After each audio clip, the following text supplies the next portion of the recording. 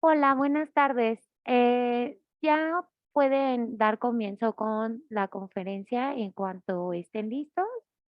Ya solo quedaría abrir el micro de la sala del centro educativo. Muchas gracias. Bienvenidas a todas y todos y esperemos que la actividad sea de su agrado.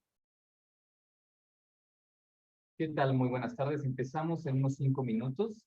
En 5 minutos.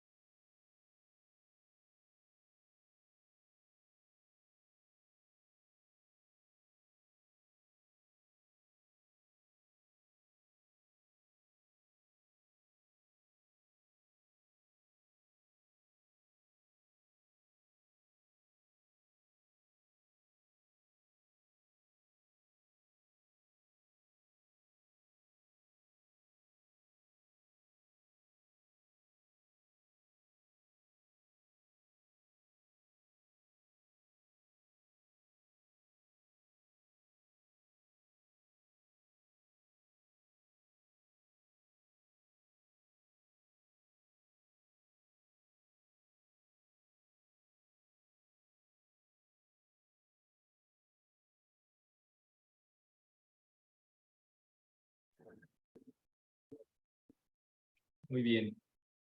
Pues muy buenas tardes a todas y todos, los presentes y los que nos acompañan en casa. Bienvenidos al panel a 100 años de la Unión Soviética, los claroscuros del régimen soviético. Agradecemos al Museo de Memoria y Tolerancia por el espacio. Este evento es organizado por Política de a Pie, una asociación civil que busca elevar el nivel del debate público en ciudadanos mexicanos a través de 3 actividades que son la divulgación filosófica, el diálogo transdisciplinario y la formación en hábitos cívicos. El día de hoy, 3 especialistas abordarán los 100 años de la Unión Soviética para dimensionar el presente, lo que estamos viviendo hoy, pero también el espíritu de esta institución, el museo, para hablar del impacto a la dignidad individual por el uso y el abuso del poder estatal bajo la promesa del bienestar común. Ahora leeré los nombres de los panelistas y cada vez que vayan a presentar me detendré a leer su semblanza.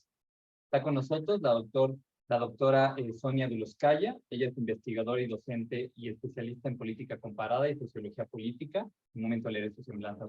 Bienvenida, Sonia. Está con nosotros el doctorando Rainer Matos Franco. Él es internacionalista por el Colegio de México y también experto en la historia de Rusia. Bienvenido, profesor. Y está por llegar el doctor Fernando Galindo, que es experto en filosofía política y ética profesional. Entonces, para empezar, le voy a hacer la palabra a la doctora Sonia Duloscaya. Voy a leer un poco de su semblanza. La doctora Sonia, como dije, investigadora, docente, especialista en política comparada y sociología política, tiene entrenamiento interdisciplinario en ciencias sociales. Es doctora en ciencias sociales ambientales por la Universidad de Duke y licenciada en ciencias ambientales y política pública de la Universidad de Harvard. Su investigación está enfocada en la política de desarrollo, la calidad de la democracia y los derechos humanos. Ha desarrollado proyectos de investigación sobre los conflictos socioambientales en México y Rusia. Actualmente es investigadora en el proyecto La Conservación Ambiental de la Barranca de Tarango en la Ciudad de México, una estrategia para mitigar la pobreza a través del bien común, el cual es financiado por la Universidad Iberoamericana y tiene como objetivo generar mecanismos de diálogo ciudadano para proponer alternativas de desarrollo urbano para la Barranca de Tarango. Desde marzo de 2022, ha estado trabajando en redes de asistencia migratoria y humanitaria a las personas desplazadas por la guerra en Ucrania. Bienvenida, doctora, y adelante. ¿Tú vas a hacer bien? Sí, yo te ayudo aquí. Sí. Bueno, pues bienvenidos, qué gusto ver gente de ver después de tanto estar en línea. Si quieres, tendré que avanzar una vez luego. Bueno, tratar de resumir lo que nos pidieron 20 minutos para mí es un reto. Yo soy soviética y rusa por nacimiento, mexicana por adopción. Y esto es mi vida, parte de quién soy yo.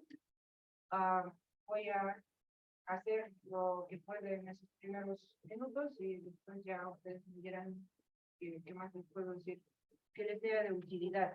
Bueno, estos mapas yo los pongo nada más para recordarles que la Unión Soviética como país, como territorio nacional, no ha sido una entidad inmutable. Ha evolucionado, se han agregado territorios nuevos. Empezó precisamente hace 100 años como la unión de 4 repúblicas socialistas que eran la Rusia socialista, que es el campo más grande, luego estuvo Ucrania, Bielorrusia y la república que en aquel entonces se llamaba de Transcaucaso, que después se dividió en Georgia, Armenia, Azerbaiyán. Entonces, este fue el territorio original. Yo no voy a darles todos los detalles, simplemente quiero decir que fue un país que desde luego empezó como un país muy grande, tomando como su base el territorio el núcleo del territorio, digamos, del Imperio Ruso, y después, a través de varias modificaciones, llegó a su, digamos, estado ya final, estable en cuanto al territorio, para mediados de los años 50. Un momento muy importante en la evolución territorial de la Unión Soviética era la Segunda Guerra Mundial. Aquí, si ustedes se fijan, las 3 repúblicas que se agregan, que no eran parte de la Unión Soviética, estas 3 repúblicas son las repúblicas bálticas, Letonia, Lituania y Estonia, que se agregan de manera forzada en el año 1940, y también, si se fijan bien, el territorio de lo que llega a ser Ucrania soviética se ensancha notablemente, y ese es el resultado del protocolo secreto del Pacto de Molotov-Ribbentrop, a través del cual las tropas soviéticas ocupan espacios de lo que antes era Polonia del Sur, y se anexan también partes de lo que pasó a ser Moldavia en la Unión Soviética, pero había partes que eran partes de Rumanía. Bueno, eso es todo lo que yo quiero decir sobre estos mapas. Yo voy a fuerzas a tener que delegarles el trabajo para los que tienen interés de saber más. Sobre esto se han escrito bibliotecas de libros. No hay manera que yo le pueda hacer justicia. Tendré que avanzar una. Este es el territorio que se mantiene desde 1956 hasta la disolución de la Unión Soviética en 1991, cuando en el mapa mundial aparecen, en vez de este solo estado grande, aparecen 15 estados que corresponden a las 15 repúblicas y Rusia es, digamos, sigue siendo el estado más grande de todos estos. Eso determina la dinámica de, pues, geopolítica, tanto en Europa como mundialmente, pues, para todo el periodo que sigue, de que, a ver si quieren hablar durante la discusión. Bueno, avance de una más. A este mapa posiblemente voy a regresar. Ahora, estamos hablando de un estado soviético, que ha sido sumamente, bueno, ¿cómo empiezo? A ver, yo quiero, ya que estamos en el Museo de Memoria y Tolerancia, tenemos que hablar de derechos humanos. Pero es muy difícil hablar de derechos humanos cuando se trata de regímenes totalitarios, porque el mismo concepto de derechos humanos como que desvanece. Los que han estudiado un poquito de la teoría de derechos humanos saben perfectamente que los derechos humanos los tiene que garantizar el Estado-Nación y los tiene que garantizar a individuos. Cuando el Estado-Nación, como en este caso, se concentra muchísimo más en derechos colectivos que individuales, y cuando tiene una ideología de que el bien común, el bien colectivo, se tiene que alcanzar casi a cualquier costa, esta costa luego se expresa en muchos diferentes términos. Yo hoy voy a concentrarme en lo humano, aunque por mi trabajo yo también estoy muy consciente de, como dice el Papa Francisco, no solo el clamor de la gente, sino también el clamor de la tierra, el impacto, digamos, ambiental, el impacto en todo lo que es seres vivientes no humanos, pero esto queda fuera de esta plática otra vez. Aprieta esto, Enrique. Bueno, yo aquí he hecho una lámina que a mí me eriza los pelos y me refuerza las tripas. Cada una de las líneas que ustedes van a ver apareciendo, son estimados de las personas, millones de personas muertas por varios eventos, varios procesos que tomaron lugar durante la época soviética. Estos estimados yo no quise sobrecargar la lámina de la presentación de fuentes, pero los interesados yo tengo las fuentes. De hecho, las fuentes son diferentes para cada una de estas cosas. Es muy difícil estimar el costo humano porque en realidad, como bien saben, pues las estadísticas normalmente, ¿quién las hace? Pues el mismo Estado. Cómo cuentan los estados depende de lo que los estados quieren mostrar. Si al Estado no le importa el costo humano, ¿cómo lo va a contar? Entonces, muchos de esos números son estimados indirectos, comparando los censos de población, viendo cuántas personas no nacieron por condiciones inadecuadas, cuántas personas murieron en exceso, cuántas personas salieron del país. Son cálculos muy complicados. Y esto yo creo que para mí es la idea principal de este ejercicio que hice preparándome para hablar con ustedes, es cuánto esfuerzo queremos invertirle a hacer memoria de lo que pasó, a entender qué pasó. Porque no es fácil. Avanza bien, Enrique. Bueno, este periodo de 27 al 53 se refiere muchas veces como el periodo stalinista, que es cuando Stalin era el secretario general del Partido Comunista de la Unión Soviética. Esta cifra es probablemente un subestimado. Ahora, Enrique sigue dándole, te voy a decir cuándo. Entonces, miren, aquí yo puse los eventos distintos que son donde más personas han perdido la vida para lograr este bien común, que ni siquiera ellos necesariamente tenían como meta, sino que lo tenían como meta el Estado. La colectivización es el proceso que sobre todo afecta al campesinado y hay que notar que en realidad el precio de la colectivización viene en dos tandas, ¿no? Está el precio directo y está el precio que viene un poco después, que es la hambruna, que sigue inmediatamente a este periodo. Les voy a explicar un poco más en detalle por qué, que poniéndolo de manera muy simplista, se reduce a que a los campesinos se les extrajeron tantos productos que no les quedó ni para sobrevivir ellos mismos. Aparte hubo una mala cosecha, pero esta cifra abarca varias partes de la Unión Soviética, varias repúblicas de la Unión Soviética. Aquí en esta parte está el Holodomor de Ucrania. Ahora, muchas veces van a ver 7 millones de personas murieron en Ucrania. Esto fue el genocidio de los rusos contra los ucranianos, o del Estado soviético contra los ucranianos. Yo llamo a ver esto con un lente un poco más complejo, en dos sentidos. Uno, porque no hay hasta ahorita ningún documento que demuestre que la motivación de las acciones que llevaron a este horrible resultado, que esta motivación era exterminar a ucranianos como ucranianos.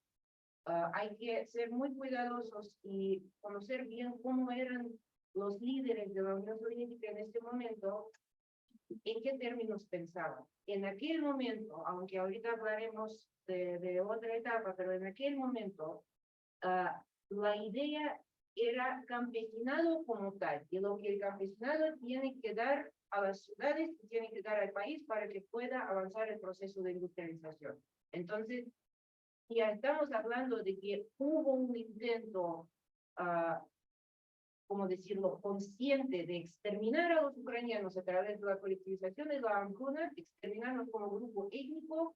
Para eso no hay evidencia. Hasta ahora no ha surgido. Yo estoy hablando desde, más que conocimiento propio, desde haber leído bastante sobre esto, de pues toda clase de libros de investigación que he leído para mis estudios de tesis, donde comparé México y Rusia y su desarrollo en el siglo XX. También tengo la enorme ventaja de que mi padre es historiador. Yo siempre le consulto y él me dijo, mira, hasta ahorita yo no he visto ese tipo de datos. Si surgen, hay que obviamente darles buena introspección. Y la otra parte es que esa cifra de 7 millones, hasta donde vemos, no es el costo nada más para Ucrania, es el costo para todos los territorios afectados por esa hambruna, que eran varios. Lo que obviamente no es decir, digo, esto no es para ni justificar lo que pasó ni para dar excusas a los ucranianos. Simplemente es un ejemplo de qué tan fácil es tergiversar estos datos. Ahorita esto es especialmente difícil por la situación en la que está Ucrania y obviamente por un deseo muy natural de decir, miren, esto ha empezado desde hace mucho tiempo, tenemos un récord de abusos. Sí, pero yo llamo con mucho dolor y pues con mucha, ¿cómo decirlo?, mucho involucramiento personal aquí a no ver las cosas en blanco y negro. Espero que mi presentación les ayude a lograr esto hasta cierto punto. Por favor, Enrique. Represiones políticas. Aquí la cifra en rojo son las personas que fueron arrestadas y yo les voy a contar más cómo se consiguió esta cifra, quién la consiguió, estas no son cifras estatales. De estas personas, mínimo 4 millones de los que tenemos récord acabaron su vida ejecutados. Siguiente, por favor, Enrique. Ahora sí, deportaciones de grupos étnicos. Esto sucedió en diferentes años. La de Estonia, por ejemplo, sucedió en 1940. ah, los tártaros de Crimea son un grupo que también sufrió, chechenos, alemanes del Volga y muchos otros grupos más chiquitos. Yo estoy nombrando a nada más los grupos étnicos, digamos, donde la cantidad de personas deportadas a Kazajistán, a Siberia, a diferentes regiones muy lejanas ha sido más grande. Aquí también podríamos sumar los desplazamientos forzados de la élite intelectual de muchos de los pueblos originarios de Rusia, de los pueblos indígenas de Rusia que también han vivido, digamos, han vivido bajo el miedo del Estado de que si no se los dispersaba por el territorio nacional, que si se les dejaba habitar en lugares compactos, en sus, digamos, lugares de origen, eso podría provocar movimientos nacionalistas y algún tipo de reto político. Estamos hablando, desgraciadamente, de un pasado, de un Estado que estaba muy, pero muy temeroso de su propia gente. Y buscaba diferentes razones de estar temeroso de diferentes categorías de gente. Síguele, por favor, Enrique. Otras hambrunas menores, pero millón de personas durante y justo después de la guerra civil. Las personas que fueron arrestadas por la razón que sea, por profesar la religión de manera abierta, por pertenecer a un grupo étnico que se sospechaba de actividades nacionalistas, por cualquier tipo de acusaciones políticas. Estas personas pasaban a las cárceles, pero de las cárceles pasaban a cumplir sus sentencias en campos de labor forzada. Esto es algo que, gracias a ellos, hasta donde yo sepa, no tenemos aquí en México, pero después les contaré más de eso. Entonces, aquí hay que agregar a la gente que murió ya, no fueron ejecutados, sino simplemente no aguantaron las condiciones. Y finalmente, la Segunda Guerra Mundial. Ahora fíjense bien, esto y esto se comparan. Estamos hablando de que en tiempos excluyendo las pérdidas durante la guerra de civiles y militares, excluyendo estas pérdidas, el régimen logró deshacerse, matar de diversas maneras, casi a la misma cantidad de gente. Y esta cantidad es enorme. Si ustedes ven la cantidad de personas que murieron en diferentes países en la Segunda Guerra Mundial, la Unión Soviética pues apabulló con los números. Esto también nos regresa a la manera de hacer la guerra. La manera de hacer la guerra muchas veces fue echar a mucha gente y decir, a ver si apabullamos con los números, no nos importa cuánta gente perece en el esfuerzo. Síguele, Enrique. ¿Cómo pudo haber sucedido eso? ¿Por qué? Dale más. Una cosa que yo siempre menciono aquí en México, muchas veces a mí me toca enseñar a los estudiantes, que la gente me dice, no, es que el capitalismo es lo que ha echado a perder el planeta, el capitalismo es la fuente de las injusticias. Lo que pasa es que el capitalismo y el socialismo estaban basados en el mismo modelo de desarrollo económico y con diferentes fines, sí, pero el modelo de modernización que subyace ambos sistemas, desgraciadamente era el mismo. Estaba basado muy, grosso modo, en la industrialización, con el énfasis de la industria pesada en el caso de la Unión Soviética y la urbanización. Y el dinero para hacer este esfuerzo y urbanizar al país, industrializar al país predominantemente rural era a costa del campo, era sacar todo el provecho a lo que podía dar el campesino, igual que aquí en México, para generar los capitales necesarios. Por favor, Enrique, sigue. La precondición que se necesitaba para esto, voy a hablar de esto más en detalle. Sí, se necesitaba educar a esa población, darle educación básica y técnica a gran escala. Aquí está uno de los claros, y de ese claro voy a hablar más porque yo misma soy beneficiaria de él. Yo no estaría hablando aquí con ustedes si no fuera por eso, más al momento. economía planeada desde el centro y dominada por las industrias pesadas y de origen de propósitos militares. La producción de bienes de consumo para la gente no era la prioridad. Entonces, aunque estaba ahí la idea de que se trataba de acabar con la pobreza, pero este régimen, a diferencia siquiera de la retórica del régimen mexicano, del PRI, nunca se basó en que había que subir la calidad de vida de la gente como su principal razón de ser. Su principal razón de ser era otra. Era construir un diferente tipo de sociedad. Sigue el Estado como único agente de producción económica y empleador. Otra gran diferencia. Todos tenían que trabajar para el Estado. Desde cierto momento, desde mediados de los años 20, ya no había otra. Entonces, si te peleas con el Estado, ¿qué vas a hacer? ¿Quién te va a emplear? No te puedes ir al sector privado. Sigue. Aficiona grandes proyectos de desarrollo. Eso no es único al socialismo, pero eso está muy estrechamente ligado con esto. Y también con esto. ¿Qué es lo que se ve? Se trataba de hacer ver a todo el mundo que este sistema salía ganándole al capitalismo. Entonces, podemos construir más y mejor. ¿Cómo vamos a construir más y mejor? En los años 30 y 40 se descubrió que esto era una de las maneras de hacerlo. Utilizar a las personas encarceladas como personas que iban a donde los mandaban y no podían decir que no. El costo de esa fuerza de labor cautiva era muy bajo. No se les pagaban casi nada de salarios. Vivían por su manutención. Esta manutención era tremendamente baja y si morían, pues ni modo, llegaban otros. Otra más. Desplazamientos forzados a gran escala. Ya hablé de esto. Mis abuelos estaban en la situación donde cuando tú acababas con tu educación básica o técnica, el Estado te distribuía, te decía dónde ibas a ir a trabajar.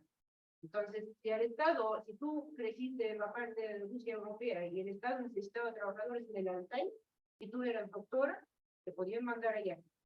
Y tú no podías decir que no.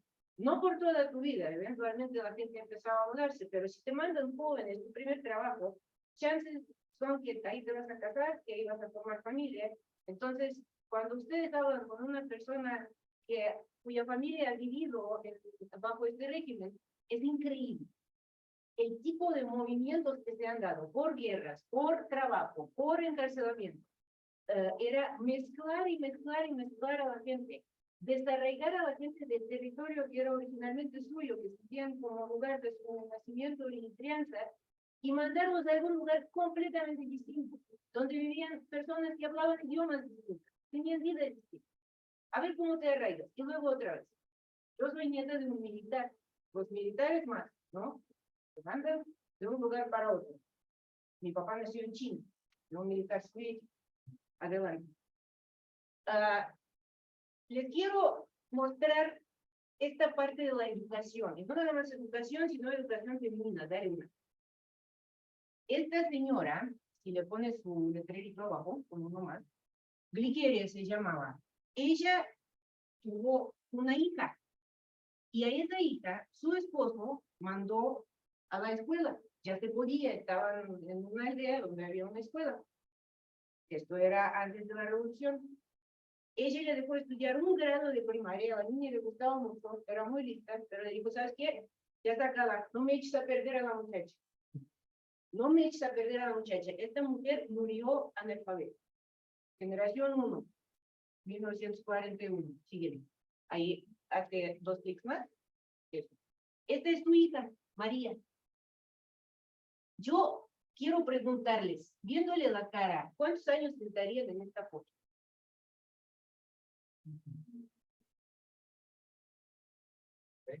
Thank you, well, yes. Sí, están allá esta foto fue tomada en el 38. Para aquel entonces, esta mujer había enterrado en el año 1919 a sus 5 primeros hijos, todos varones. Epidemia de, como decían, mal de garganta. Pues una de esas, la influencia española, lo que andaba por ahí. Ella es la que cumplió un grado de primaria, después no pudo hacer nada. En el año 33 le tocó la campaña de liquidación de analfabetismo y ella estudió 4 grados de primaria, estando atrás en sus estudios comparado con su hija, que es la siguiente en esa línea. Y ya supo escribir, leer, y era muy buena para las matemáticas. Hasta allá llegó la señora María. Esta es su hija Nina. Estos 3 son de la segunda camada de sus hijos. Aquí falta la hermana mayor, que nació en el 21, después de este desastre, cuando murieron los 5 varones en el 19. Este señor, Yuri, vivió hasta el año 42 y pereció en la Segunda Guerra Mundial. Entonces, a esta señora, finalmente a la edad adulta, le sobrevivieron sus 3 hijos. De los 6 varones, ni uno logró tener una vida completa. Doña Nina, síguele. Aquí está. Fíjense dónde está. ¿Qué es esto? ¿Qué tipo de foto es? Es una foto de la escuela, exactamente. Ella era la mejor de la clase, por eso está en las rodillas de la maestra. En la casa no había libros.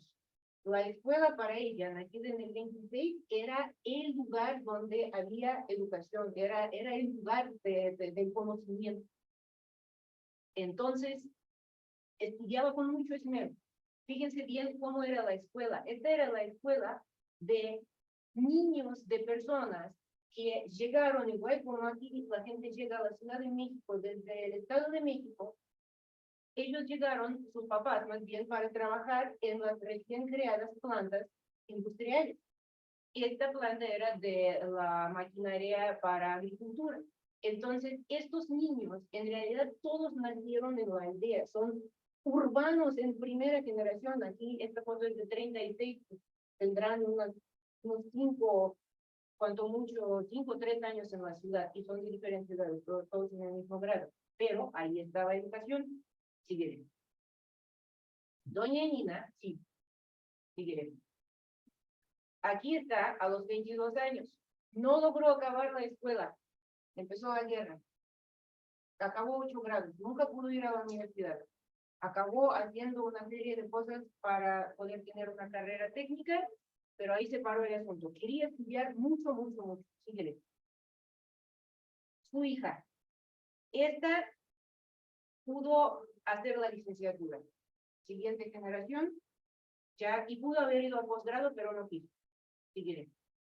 Esta niña hizo todos sus estudios hasta más no poder. Y le tocó su estudio universitario en el momento cuando se abrió el país después de la caída de la Unión Soviética y fue a estudiar a Estados Unidos de América. Lo que a mí me impresiona, aquí yo tengo la misma edad que mi abuela, miren estos ojos.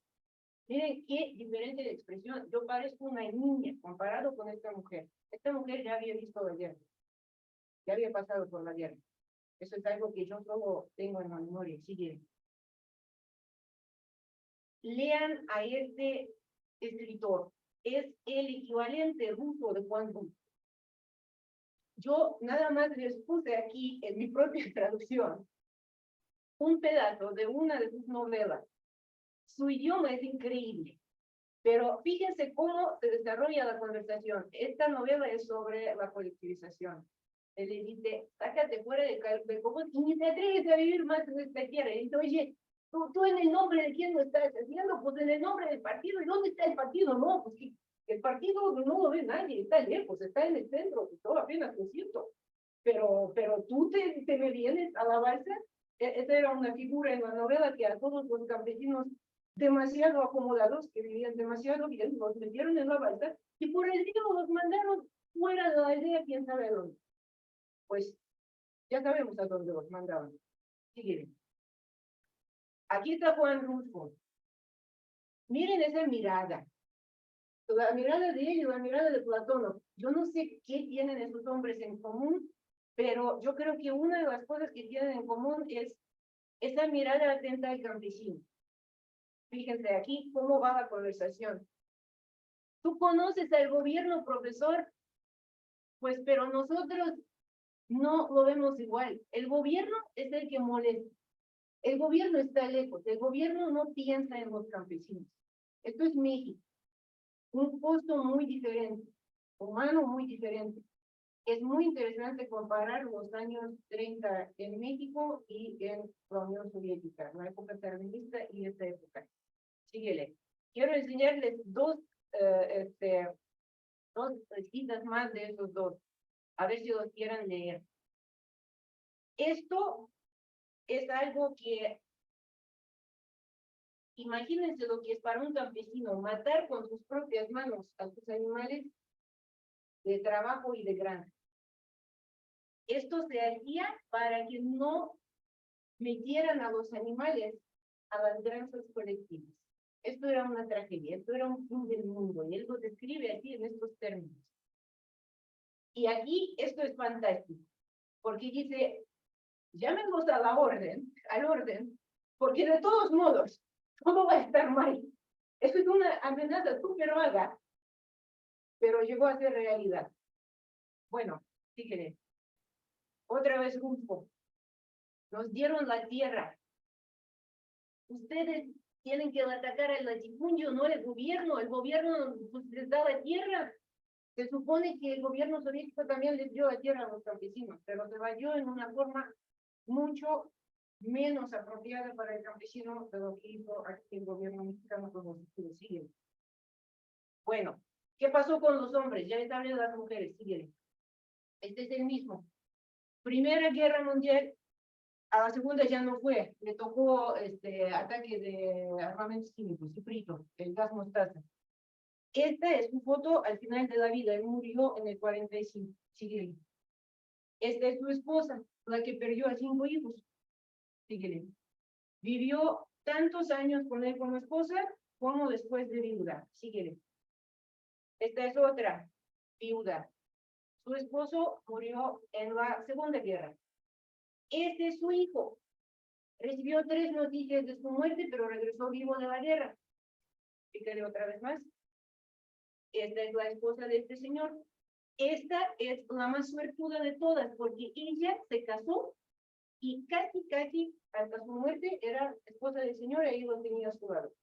Pero esa idea de las mujeres que se quedan sin hombres en la Unión Soviética es algo que considerar, es un fenómeno psicológico. Hay una psicóloga que habla de las matriarcas de hierro, las mujeres que tenían que hacerlas todas y pues sacar para adelante a la familia, a los hijos, porque los hombres no estaban. También estaban a veces en los campos. Ándale, síguele más. Este señor, hablando de la memoria, él trabajaba como activista en una asociación que a finales de los 80 empezó a buscar las huellas de las personas que perecieron en este mar de números enormes del que les hablé al principio. ¿Y qué pasó? Que encontró uno de tantos lugares, que era un enorme bosque lleno de fosas comunes, donde estaban las personas fusiladas en los años 37-39. Estos son nuestros desaparecidos. Tenemos muchos desaparecidos, solo que no los desapareció tanto el crimen organizado, sino ahí sí los desapareció el Estado. Sigue más. Así se ve este bosque. Lo que él empezó a hacer es identificar a las personas y ponerles sus memoriales. Y no solo hizo esto, sigue más, sino que empezó a invitar a los parientes de estas personas, y ahí había personas de muchas diferentes etnicidades, y empezó a decirles, vengan, hagan memoria de su gente, pónganles un memorial ustedes.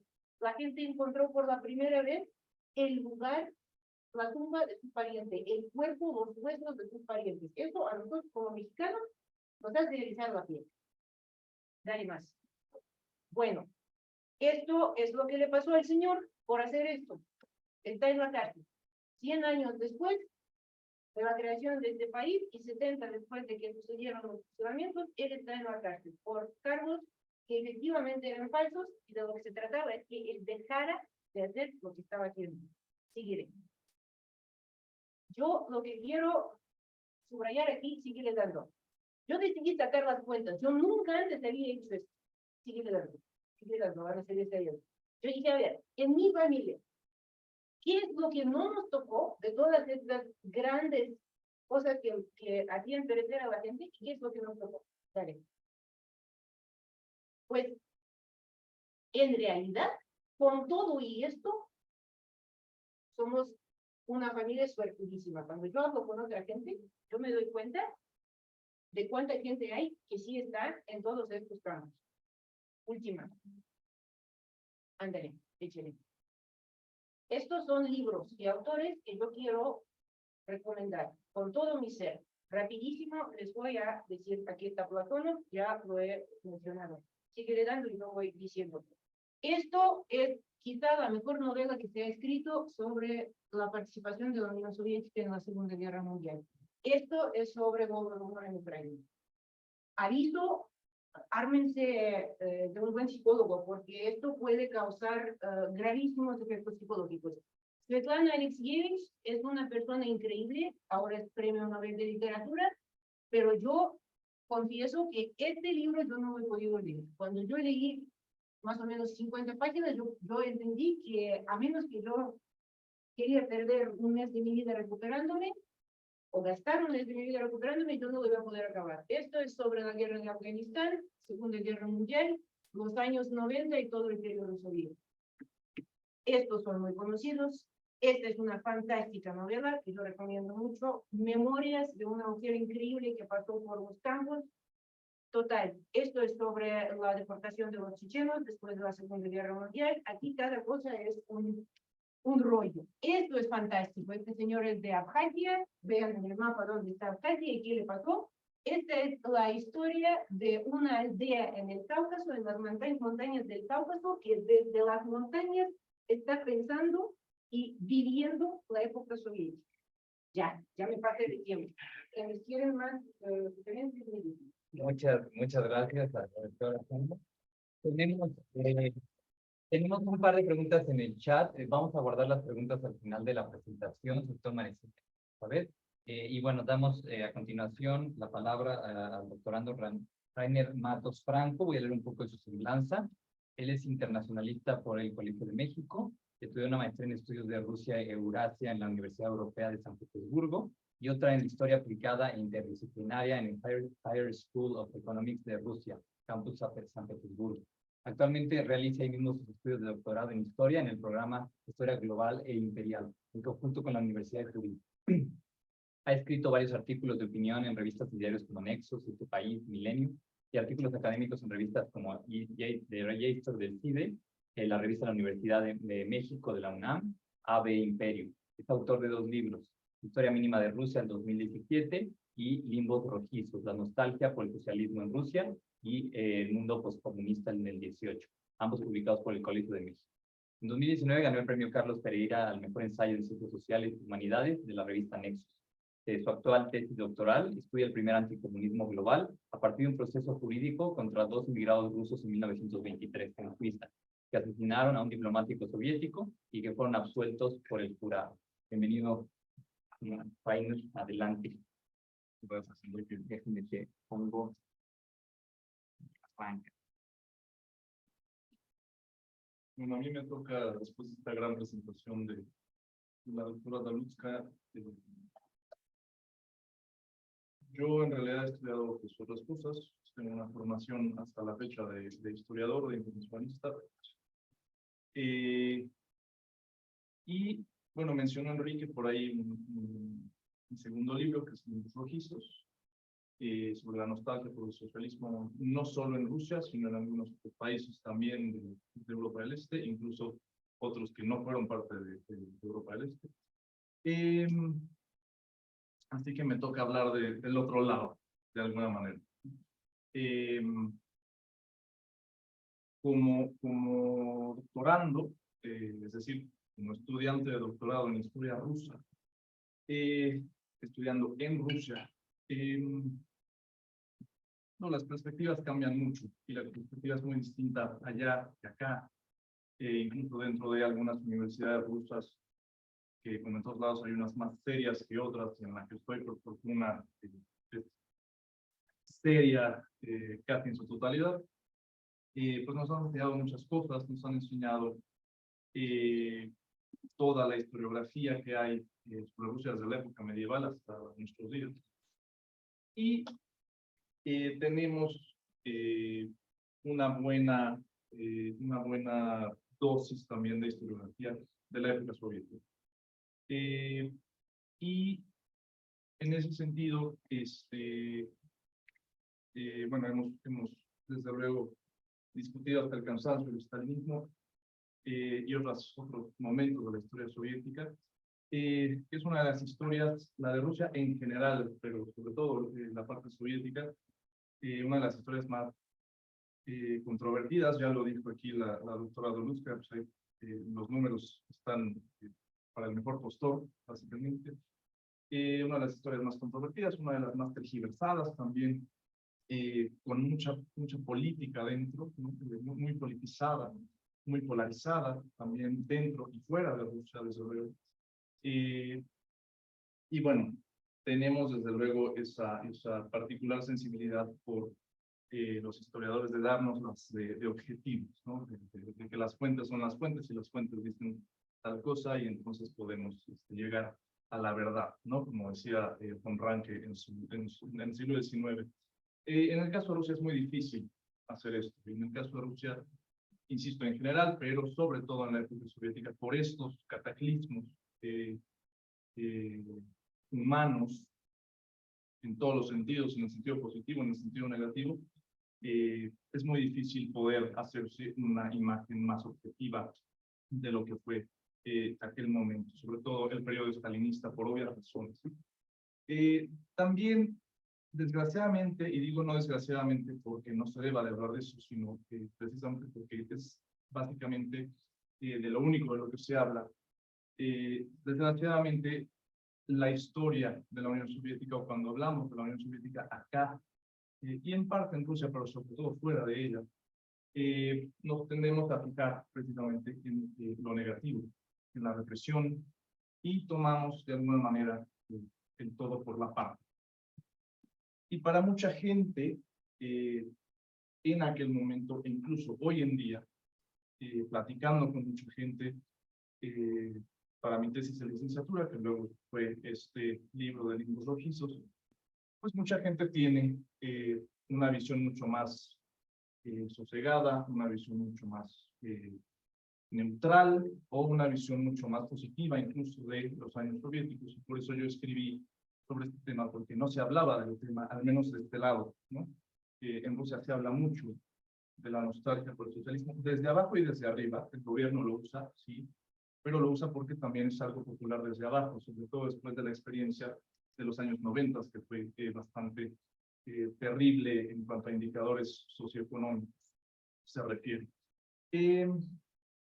Y es algo que no sabemos, y es algo que me interesó mucho porque no se habla de eso y porque no se sabe. Incluso se dice que eso no existe, que el día de hoy se vive mejor, que porque ya hay capitalismo, que porque ya hay, o hubo en Rusia, democracia, libre mercado, etcétera. Se dice que se vive mejor automáticamente, que es el aire de los tiempos de los años 90, termina la Guerra Fría, ganan los Estados Unidos, por decirlo así, y ese es el discurso imperante, ¿no?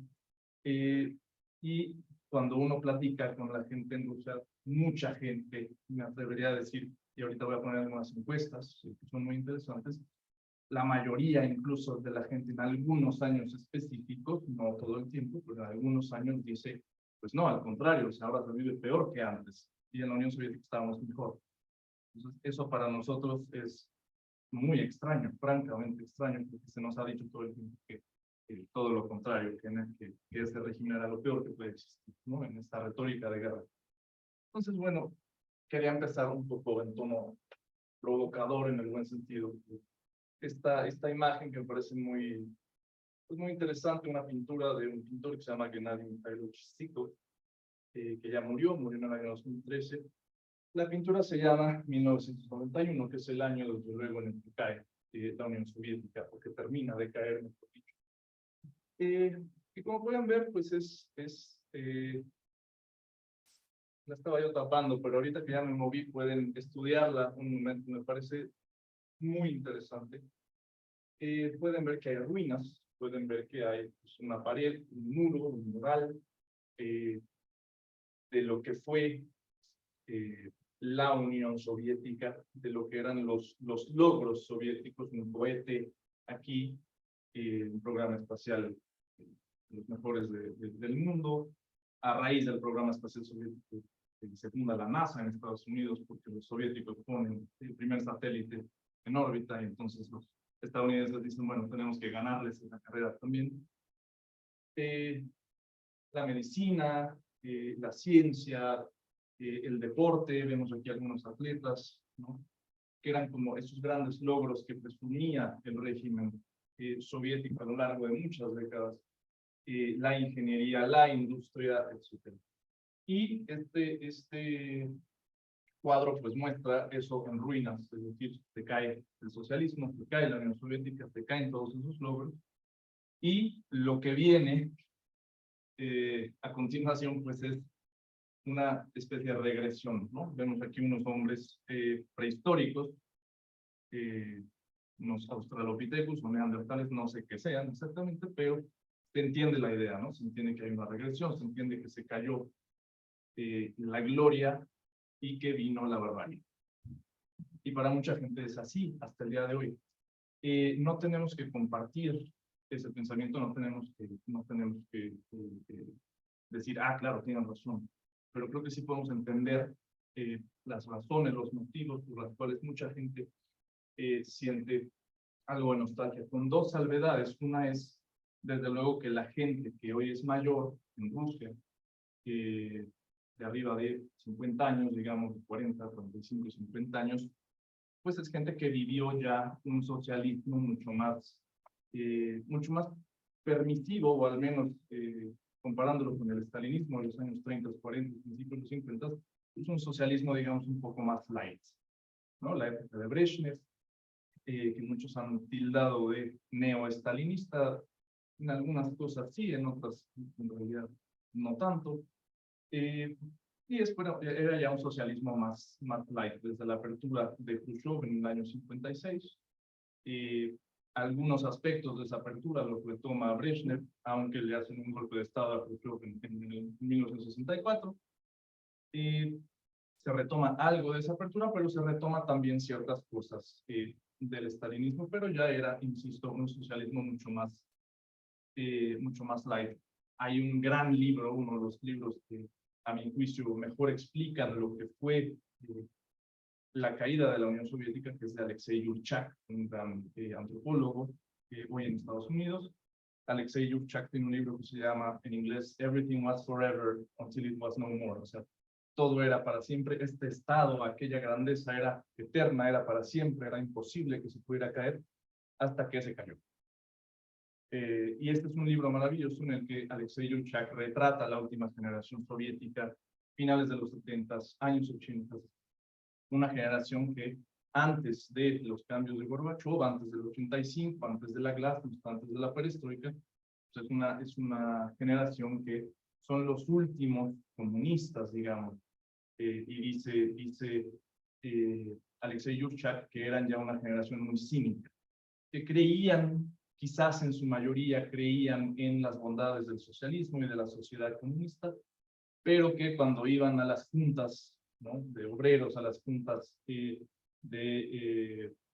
los sindicatos, etcétera, pues a la hora de votar, o sea, no estaban ni poniendo atención a lo que se estaba diciendo, y a la hora de votar todos decían sí, ¿no? Levantaban la mano y decían sí, está bien, lo que haya dicho el camarada fulano, y seguían leyendo su libro. Lo llaman La razón cínica del socialismo tardío, Alexei Yurchak, que es un gran libro que recomiendo mucho y que explica también todo esto. A esta generación ya los grandes eslóganes del Partido Comunista, de lo que había sido la revolución, ya no les decía nada. Un poco también como el caso de México, con el que hacía el símil la doctora Doruzca, creo que muy pertinentemente. Acá hay otro símil, creo yo, el tema del muralismo, el tema de plasmar lo popular, ¿no? En edificios, en la retórica gubernamental, que desde luego mucho se toma de aquí, de lo que después harían Rivera, Siqueiros, etcétera. Tu abuelo, no sé qué era, tío abuelo, era plasmar lo popular en todo esto, ¿no? Pero bueno, pasamos de esta pintura que me parece interesante, al menos, el mensaje que quiere transmitir. Desde luego que nadie, el pintor creo que algo tendría de comunista, no lo sé, pero es interesante lo que quiere retratar. Y por cierto, la pintura, aunque se llama 1991, creo que es del 94, si no estoy mal, un poco después. O sea, la pintura ya es en los años 90, ya no hay socialismo, ya hay todo lo contrario, hay un capitalismo rampante y hay pues un caos socioeconómico por las terapias de choque, por cómo se implementó la reforma económica de la noche a la mañana, cómo la gente empezó a perderlo todo. Y bueno, tengo dos gráficas, en realidad son tres en dos. En Rusia todavía existe, por fortuna, una encuestadora que es Levada, que es la encuestadora más seria, podemos decir, que hay en el país. Ustedes se pueden meter a Levada, incluso en español. El problema es que traducen todo con Google Translate, entonces a veces no se entiende bien, pero se lee en ruso y en inglés, se lee bien. Y Levada tiene mucho prestigio dentro y fuera de Rusia, sobre todo fuera de Rusia. Y Levada presenta cada tanto, hace preguntas a la gente, hace sondeos cada año, cada tanto, sobre pues, distintos asuntos de interés político, social, etc. Tiene, por ejemplo, Levada una gráfica que cada mes va mostrando sobre la aprobación de Putin. Pues a veces baja, a veces sube, etc. Y lo pueden ver ahí, no me voy a detener en eso. Pero tiene también Levada una interesante, o varias interesantes sondeos sobre cómo la gente recuerda a la Unión Soviética, recuerda la vida en la Unión Soviética. Entonces aquí hizo un comparativo. A la gente se le pregunta en febrero de 2008, febrero de 2008, hace ya 14 años, Putin ya lleva 8 años en el poder para entonces, y mayo de 2019, hace apenas 3 años y medio.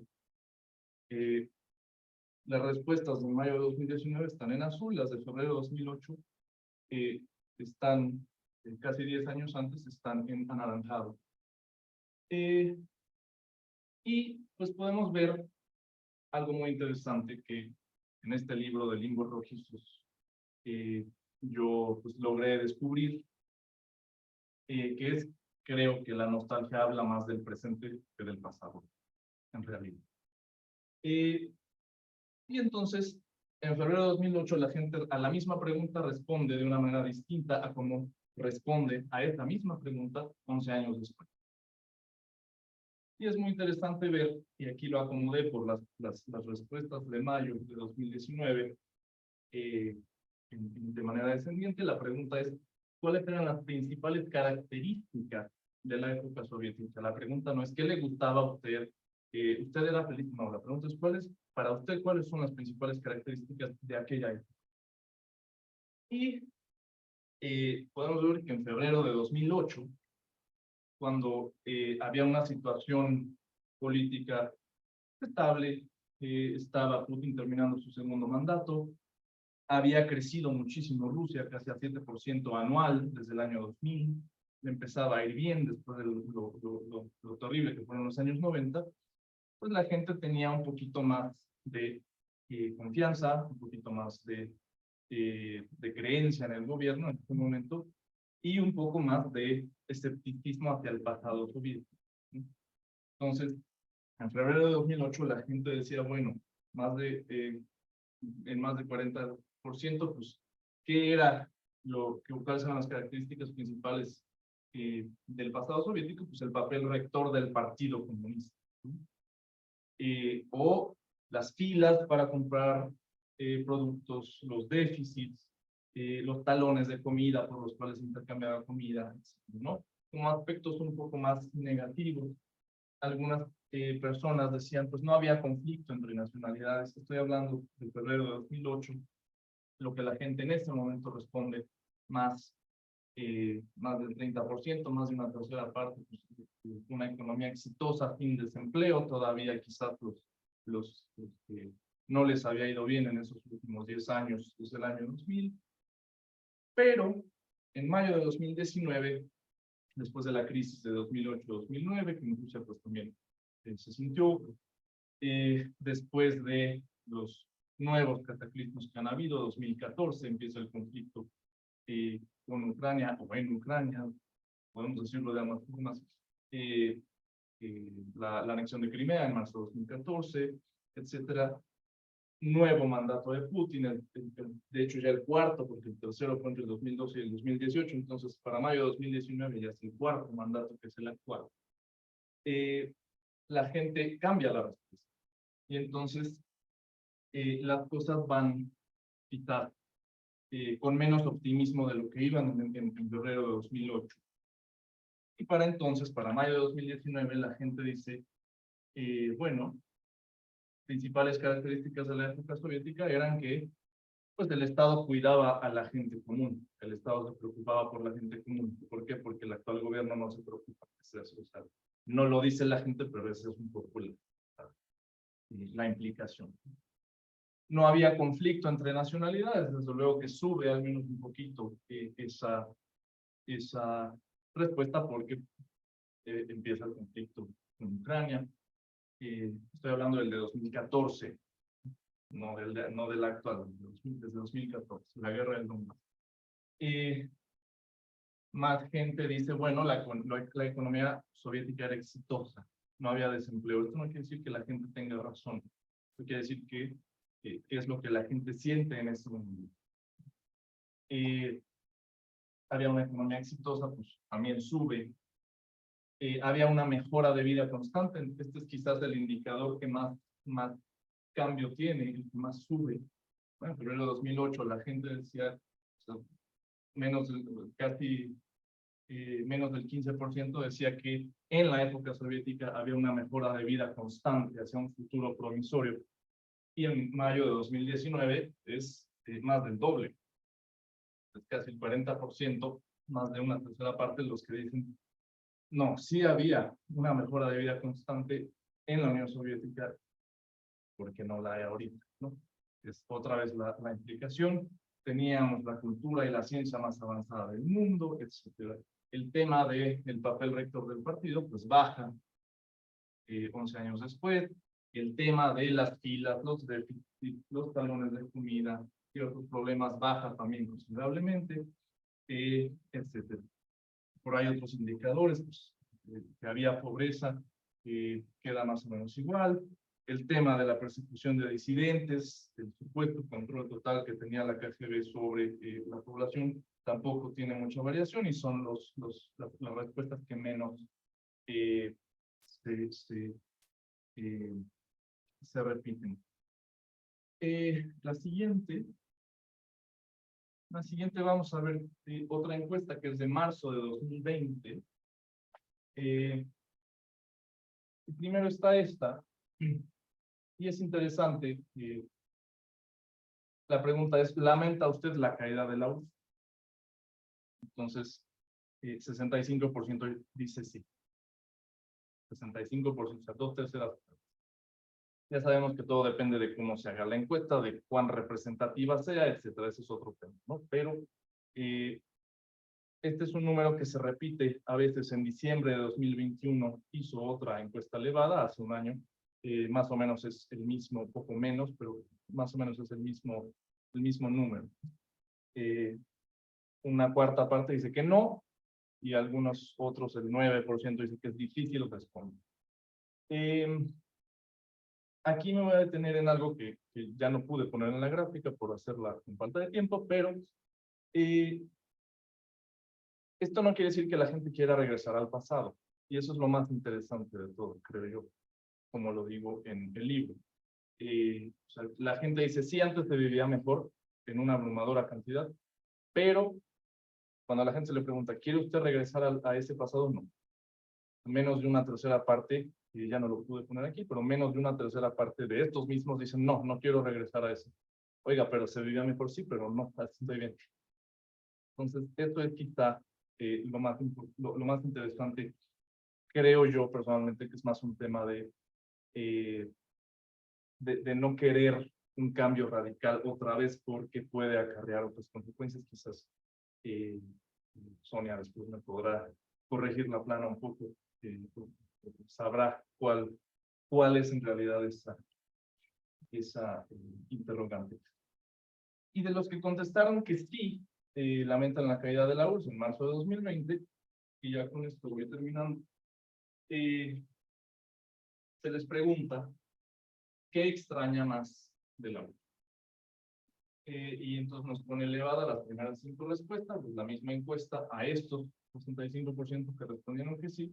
La mayoría de la gente, más del 50%, en más de un 50%, mejor dicho, es la pérdida de pertenencia a una gran potencia. Éramos una gran potencia y ya no lo somos. Éramos superpotencia mundial, ya no lo somos. Pese a que Rusia dice que es una gran potencia y que su ejército es el mejor del mundo, pues, casi también un 50% dice la destrucción de la economía unificada. Había una economía unificada, lo cual también quiere decir que había una economía en la que participaban también las minas de carbón de Donetsk, que ahora están en Ucrania, ya no están en Rusia, el algodón de Uzbekistán, que ya no lo tenemos nosotros, etcétera, ¿no? Se destruyó la economía unificada. Y ya van bajando las respuestas a casi en un 40%, que surgió desconfianza mutua, porque antes había más confianza interpersonal entre las personas. Ya no te sientes como en tu casa en todos lados. Esto quiere decir que si tú eres ruso y vas a Ucrania, ya no te sientes en casa porque no eres bienvenido, básicamente. O a Georgia, o a Kirguistán. Y de allá para acá también. Si tú eres ucraniano y vas a Rusia, ya no te sientes acogido como antes. Ya necesitas un pasaporte, ya no puedes viajar libremente, y aunque viajes libremente, pues ya hacen el feo. Y la última respuesta, también casi en un 25%, es que se perdió el vínculo con familia o amigos. Esto quiere decir, obviamente, gente que vive en otras repúblicas soviéticas, en su mayoría hoy. Así que bueno, eso es más o menos, esto es parte de un fenómeno mucho más complejo. Les estoy dando apenas una pizca. Los números cambian también constantemente conforme se van moviendo los aires políticos en Rusia. Pero bueno, quería al menos ofrecer como está este panorama de cómo lo ve la gente hoy en Rusia, que es muy distinto a la idea que tenemos nosotros de lo que fue, de cómo nosotros lo evocamos, cómo nosotros lo rememoramos, nosotros que no lo vivimos, pues, cómo le damos sentido en nuestras cabezas. Insisto, esto no quiere decir que la mayoría de la gente quiera que vuelva, sino al contrario, es como más cierta nostalgia, también una nostalgia entre los adultos ya mayores, una nostalgia por la juventud, en parte, una nostalgia por la estabilidad de que, bueno, sabías que te iban a pagar tu salario en tal fecha, a lo mejor no era el gran salario que podrías llegar a ganar el día de hoy, pero sabías que se te iba a pagar. No había atrasos en los pagos.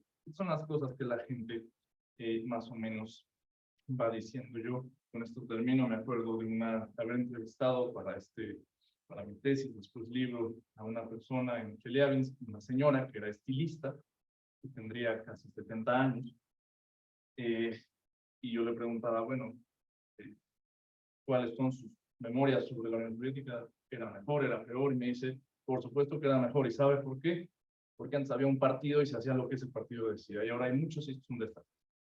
Entonces, o sea, esa anécdota que lo dice mucha gente también, pues nos invita, creo, a reflexionar, a ampliar perspectivas y hacer un poquito más escépticos también sobre todo de la prensa, que es lo que tergiversa todo, y entenderlo de forma mucho más con el intelecto de frente, ¿no?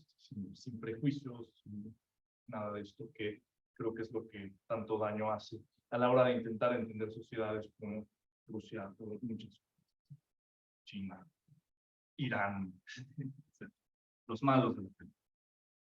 Pero supongo que habrá preguntas al final. Bueno, primero muchas gracias a Fernando Rainer.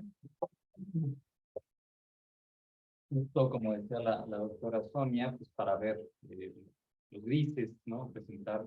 Y vamos a terminar con la intervención del doctor Fernando Galindo. El doctor Fernando Galindo aquí presente, él es doctor en filosofía por la Universidad de Constanza en Alemania, es licenciado en filosofía por la UP y maestro en filosofía por la UNAM.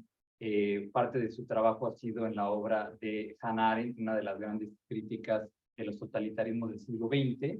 Es profesor de Ética y Gobierno Corporativo en la Facultad de Economía y Negocios de la Universidad de Anáhuac, México, y en la Escuela de Negocios EGADE del TEC de Monterrey, Campus Santa Fe y Campus Monterrey.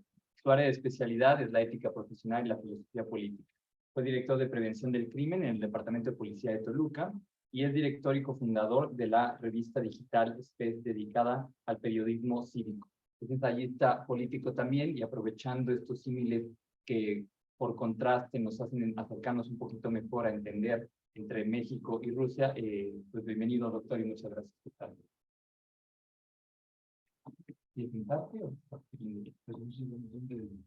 Aquí están nuestros compañeros, pero igual te ves sentado, igual te ves de pie. Sí, claro. Muchas gracias, buenas tardes a todos. Muchas gracias, Enrique, Política de a pie, por convocar a esta conversación.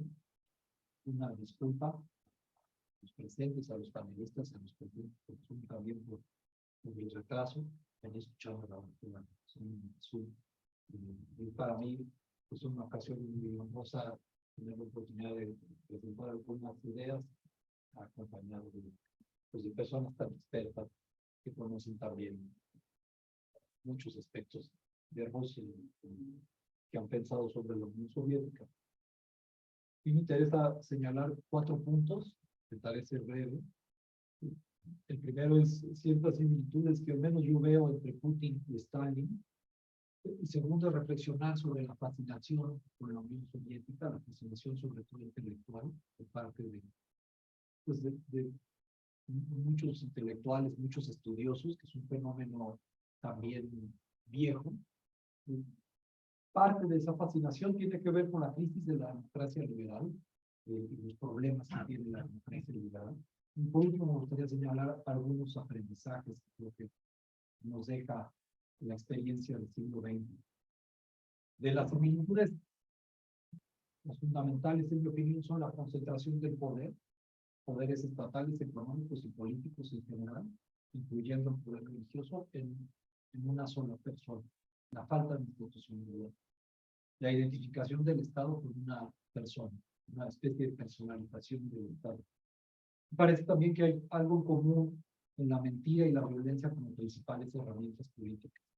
Cuando reflexionan sobre cómo entender a Vladimir Putin, decía una escritora francesa, que más que un homo soviético era un homo KGB, fue muy marcante para él y muy importante su experiencia en la KGB. Y si vemos el proceder tanto de él como de Stalin, la secrecía y el engaño juegan un papel fundamental. El aparato de seguridad, como el último criterio para tomar decisiones. La propaganda, el uso de la propaganda obviamente no es exclusivo de Vladimir Putin ni de la Unión Soviética. El partido nazi tuvo muchas innovaciones para mal, pero sí es muy notorio la fuerza que tiene la propaganda bajo el régimen de Putin, lo que ha durado la presencia permanente en la discusión pública en Rusia, que va de la mano de la ausencia de libertad de prensa. Cuando no hay prensa, pues es imposible criticar al dictador.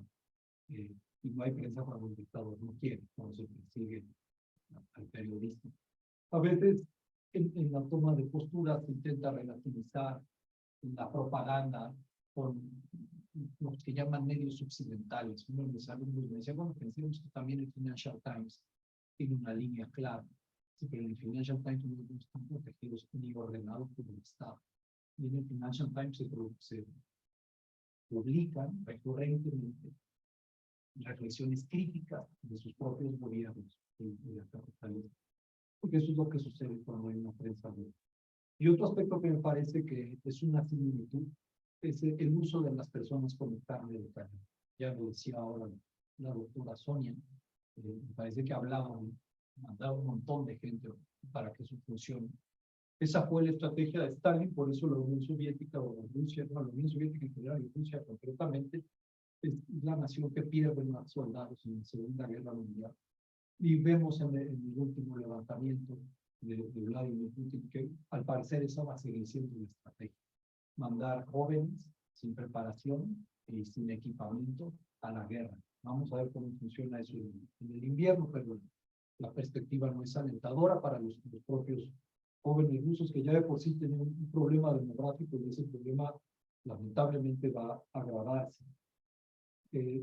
Eso nos lleva a cuestionar qué racionalidad tiene este conflicto. ¿Cuáles son los bienes que espera ganar Vladimir Putin que justifican un sacrificio así de grande que afecta a todos los involucrados, en primer lugar a Ucrania, por supuesto también a Rusia y a todos nosotros? Ustedes saben que es un problema mayúsculo para el mundo, esta campaña militar. Y no queda muy claro qué es lo que sí se puede ganar.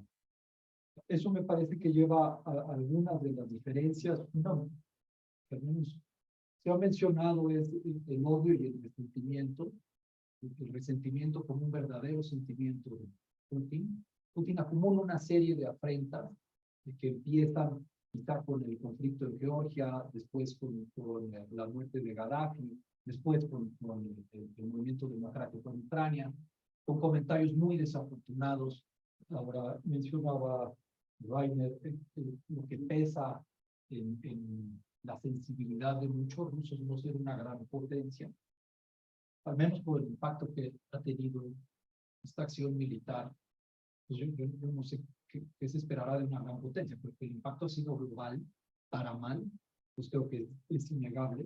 Pero comentarios muy desafortunados, que se recuerda mucho es un Obama diciendo que Rusia era en realidad una potencia regional.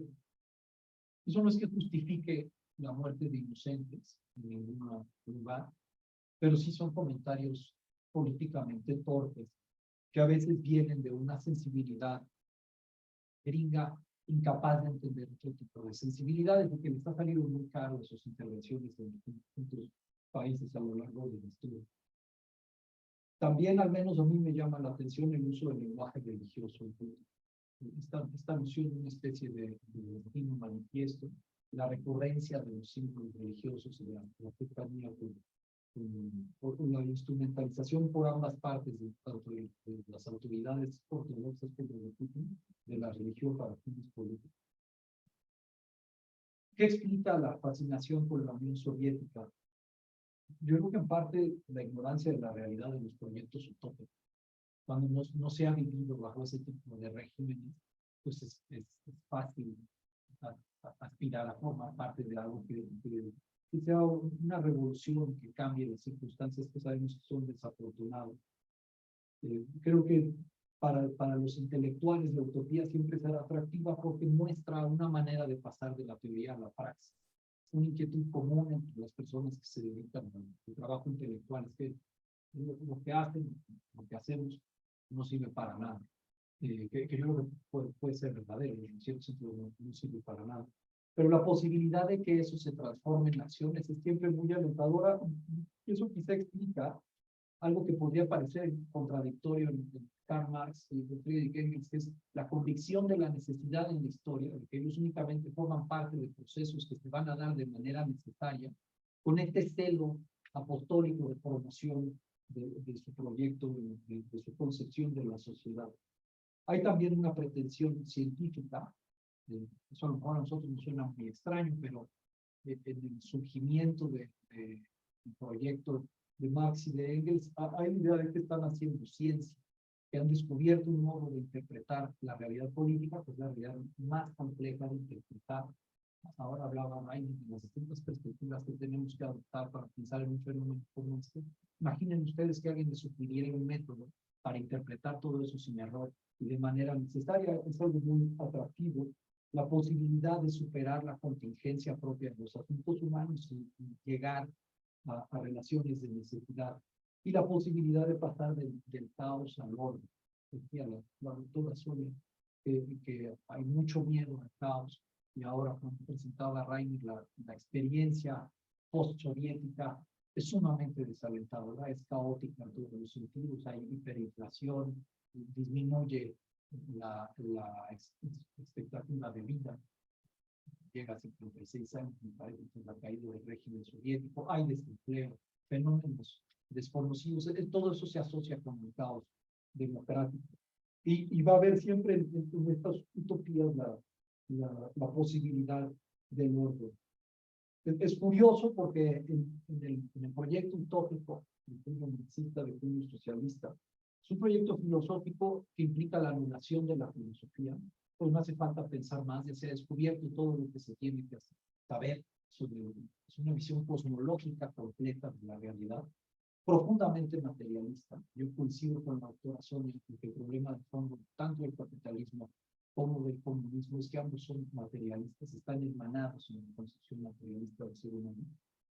Y eso implica una anulación de la filosofía. La filosofía no podría existir. El pensamiento no tiene sentido.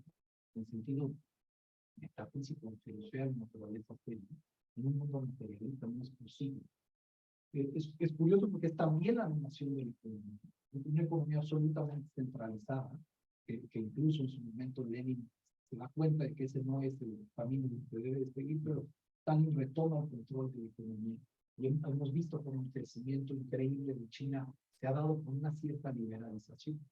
Es decir, con la posibilidad de que la gente se quede con el fruto de su trabajo y la libre empresa. Eso desaparece, una visión comunista, y también implica la anulación de la política. Es muy curioso, Engels era muy sensible antes de la llegada al poder de la necesidad de la libertad de prensa para que se pudieran difundir sus ideas.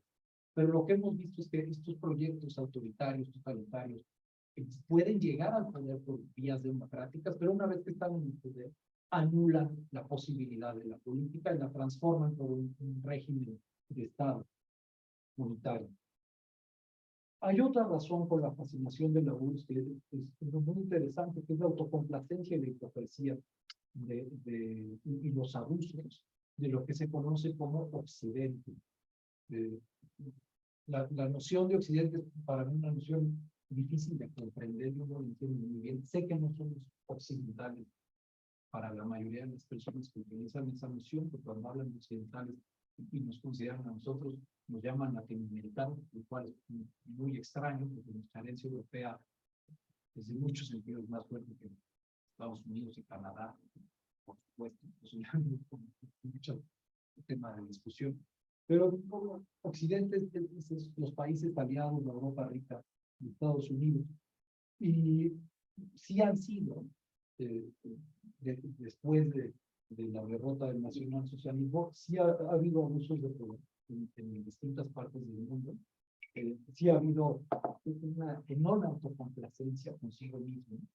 A mí al menos me sorprende la arrogancia moral, por ejemplo, de la selección de Dinamarca o de la selección alemana. Yo quiero mucho a Alemania, pero me sorprende la arrogancia moral de mucha gente en Alemania que de buena gana tomaron el gas ruso después de la anexión de Crimea, pero ahora tienen escrúpulos con el tema de Qatar y descubren, después de que el ministro alemán Olaf Scholz va y prácticamente hace casi una genuflexión frente al gobernante de Qatar, después les entra el prurito por los derechos humanos y resulta que no se debe competir ahí. Lo que ya sabemos, esta noción de que lo que ellos definen como bueno debe ser bueno para todos nosotros. Y sí, una enorme hipocresía. ¿A qué se debe eso? A mí me parece que es una crisis de la democracia liberal. La democracia liberal está continuamente en crisis. Esa crisis tiene una vena política que en mi opinión inicia quizá con los atentados, no inicia, pero estalla o sale a la luz con los atentados del 11 de septiembre, pero a mí más bien me gustaría hablar del fracaso del capitalismo y decir de nuevo lo que mencionaba la doctora Sonia. A mí me parece que el capitalismo como modelo económico es inviable, y creo que es incluso muy difícil de definir, no queda muy claro cuando uno escucha lo que se entiende por capitalismo, si se refieren a un mismo fenómeno o a muchas cosas, y tiene muchos problemas. Dos de ellos ya los mencionó la doctora Sonia. La destrucción de la naturaleza, eso no es que sea mejor en el comunismo o en un régimen socialista, también hay destrucción de la naturaleza, pero no está resuelto eso en nuestro modelo de producción. La explotación de las personas, que también existe en el capitalismo. Si hace poco comentaba un editorialista de Financial Times, se llama Edward Luce, decía, el Partido Demócrata, que ha gobernado la mayoría de los años después de la Segunda Guerra Mundial, ha sido incapaz de aumentar el salario mínimo en Estados Unidos, que me parece que el salario de $7 un salario del que no se puede vivir. Eso sucede, hay una explotación de las personas que conocemos nosotros muy bien. Hay también manipulación a través del marketing, que los economistas muy importantes, John Shackleton y Robert Schiller, llaman phishing, que te pescan. Vemos continuamente a empresas y personas que lucran a partir de las debilidades de otros, lucran a partir de aprovecharte de los demás. Eso en el libre mercado que conocemos, eso es moneda común. Ahora viene ya la Navidad y una vez más vamos a observar esta vorágine de consumo, que la gente gasta más de lo que tiene y se endeuda para comprar todo lo que necesita. Hace poco un sacerdote en la Náhuatl lo planteaba de una manera muy gráfica. Decía que tristemente el Black Friday, que es la orgía pagana de las compras, ha sustituido al Thanksgiving, al Día de Acción de Gracias, que es una especie de buen fin. Hay, por supuesto, muchas oportunidades para fraude financiero. Ahora, por clases de universidad de finanzas, pues, me gusta mucho el tema financiero, parece con una empresa que maneja fondos de inversión y pensamos mucho al respecto. Y ahora hemos seguido la saga de una plataforma digital y una criptomoneda que se llama FTX. Y esto es un fraude difícil de creer, la destrucción de riqueza es admirable, y es lo típico que pasa en una sociedad capitalista. Teníamos un nuevo profeta cuyas cualidades financieras, que tenía el cabello desordenado, usaba bermuda, y se olvidaron los controles básicos de finanzas, pero es una experiencia común el fraude financiero en el tipo de sistema en el que nos movemos. En México tenemos 3 casos de sociedades financieras no bancarias recientes que nos han hecho pensar al respecto, que son el crédito de la otra, el crédito real. No vamos a saber mucho de ello porque nuestra prensa de negocios es muy consentidora de ciertos grupos. Las rentas protegidas, una renta protegida es un mercado en el que en realidad no hay libre mercado. Nosotros escuchamos continuamente que el capitalismo son las fuerzas del libre mercado, pero luego lo que vemos es que gana el que tiene más y que es imposible para los mercados porque las rentas están protegidas. La gente tiene mercados protegidos de manera artificial a través de las leyes o a través de otras estrategias. Y el Estado cautivo. El Estado cautivo es un Estado que no gobierna para la gente, gobierna para otro tipo de intereses. Eso se logra a partir del cabildeo en Estados Unidos, el lobby. Ustedes pueden revisar eso por cada miembro del Congreso de Estados Unidos, me parece que hay 3 lobistas, y lo que se gasta en hacer que la gente del Parlamento vote, que les interesa a ciertos grupos comerciales, son cantidades exorbitantes, difíciles de creer. Y nosotros en México pues tenemos el fenómeno de la corrupción, que es como el cabildeo, nada más que a la zona, no se da de manera abierta. Todo eso hace que hay un enorme desencanto en la situación en la que estamos, decía la doctora Sonia, y es una reflexión interesante. ¿Qué podemos decir nosotros de los derechos humanos? Pues llevamos, pues aquí hay algunos jóvenes que nos acompañan, pues desde que ustedes tienen memoria, vivimos en una guerra de baja intensidad, con unos números de muertos increíbles, de desaparecidos, que decía la doctora Sonia, de nuestros desaparecidos, y no sucede. vienen gobiernos van y la situación es la misma. Nuestros jóvenes pues son nuestra población más vulnerable y su vida corre peligro porque en este país la vida no vale nada.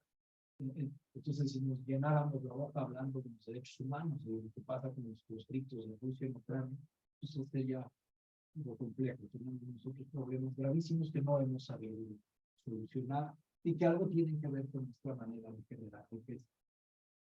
¿Qué aprendizajes hay? A mí me parece que uno muy concreto, y no retomo lo que dice la doctora Sonia, yo creo que el individualismo rampante propio de la democracia liberal ortodoxa es muy peligroso y lleva a individuos, o bien en la marginación, en la pobreza, individuos desechables, o bien individuos deprimidos. Los índices de suicidio en Estados Unidos, ya lo saben, entre jóvenes, han aumentado drásticamente en los últimos 10 años. Ya es la primera causa de muerte, me parece, entre jóvenes de 18 y 25 años. Ya la primera o la segunda ya es el suicidio, ya mueren más gente de 20 años. Y eso nos habla de algo que está mal en la sociedad. Decía Ronald Reagan, que se echa de menos la conexión con la familia y los amigos. Decía, bueno, obviamente las familias se quedan separadas por las unidades políticas, pero también se echa de menos la conexión con la gente. La propuesta, pero a mí me llama la atención con esta película Avatar, es bastante malita. Ustedes no se han de acordar, claro, cuando salió la primera, pero la gente suspiraba por algo como Avatar, que se juntaban en mucha a contarse historias y a cantar. Eso aquí en México no suspiramos por eso. Eso te habla de sociedades, es que la soledad es la regla. También pienso que el comunismo no es la alternativa, que la idea de destruir personas en aras de grandes objetivos estatales es abominable y que eso no lleva más que a la destrucción permanente de personas que obviamente tendrían una opinión muy negativa. No se les puede preguntar, pues, que son víctimas de un régimen autoritario que murieron en los hornos de Hitler, murieron en Gulag, en las auronas de Stalin. Pues es poco probable que tengan una buena opinión de este modelo. Me parece que la hipertrofia de las instituciones, el hecho de un Estado que crece sin parar, es uno de los peligros que vemos en el comunismo. La hipertrofia del mercado es uno de los peligros que hemos visto en estas sociedades capitalistas. El mercado lo es todo. En cierto sentido, no es sorprendente que con la caída de la Unión Soviética, en la época en la que se dio en los 90, en la época de la primacía del libre mercado, la idea haya sido que simplemente introduciendo el mercado, la sociedad se iba a mantener unida y iba a haber prosperidad. No es sorprendente, pero es una idea errónea cuyo fracaso hemos visto recurrentemente. A mí al menos me llama mucho la atención cuando las instituciones ocupan espacios que no les corresponden. Del proyecto soviético, del proyecto nazi, del proyecto chino contemporáneo, siempre me ha llamado la atención que no respetan a las familias ni a los padres de familia, ni lo que quieren las familias, que el Estado impone lo que deben ser. Y en efecto el mercado, cuando hace que los dos padres tengan que trabajar jornadas larguísimas todos los días, tampoco permite el desarrollo de la familia, porque el ser humano es familiar y es espiritual. Y por eso creo que todo proyecto que no considere estos dos aspectos del ser humano, atentará contra la dignidad de las personas y estará destinado al fracaso. Creo también que la solución a un extremismo no es otro extremismo, aunque sea la estrategia más común y sea lo que lamentablemente vemos en el periodo que nos ha tocado vivir, que a un populismo se le responde con otro populismo. Yo sí creo que una de las grandes aportaciones del liberalismo, no solo del liberalismo, sino también del liberalismo, es la moderación como política. Y creo que eso es la moderación, la postura más atrevida y en un buen sentido la más revolucionaria, pero también es la más difícil de plantear, porque la gente queda mucho más cautivada con los extremos y con la simplificación. Y creo que a pesar del lugar en el que estamos, lo problemático de nuestra situación, sí es importante que mantengamos como personas interesadas en la política la convicción de que se puede distinguir entre el bien y el mal, y entre lo verdadero y lo falso, que no da lo mismo lo que haga un gobernante y que no todas las acciones son remotivas o se pueden explicar a partir de otra mala acción. Y nada más que decir. Muchas gracias. Muchas gracias. Agradecemos al doctor Fernando Galindo y tenemos unos minutos para dos cosas. Primero, si hay algún comentario aprovechando de las que quieren pasar al frente, por favor, los tres. ¿Tienen ustedes mismos algún comentario, réplica a las exposiciones de los panelistas? Y también si quieren empezar, pues ya veo algunas manos levantadas del público.